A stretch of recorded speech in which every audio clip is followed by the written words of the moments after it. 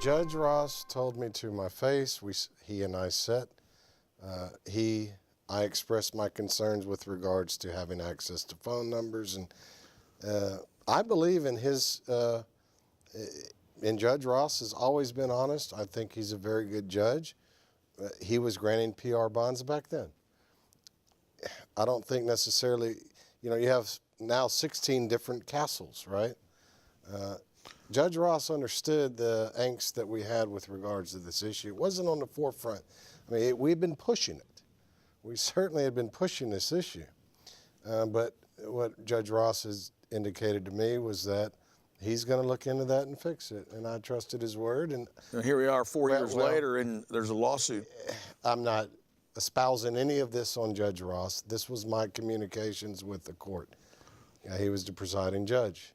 Right. I will say, no less than, speaking of Judge Ross, in no less than 4 cases, I approached him this week, and PRs on all of them, which I don't necessarily know if he's a visiting judge and just being like, you know, I'm going to do whatever I want to do, right? But the idea is if that is the right thing to do, and I do believe even back then in 14 that Judge Ross believed that's the right thing to do, just because he believes that's the right thing to do doesn't mean everybody else is going to do the right thing. Well, also, let's look at the statistics. In the county courts, there's about 50,000 misdemeanors a year filed in Harris County.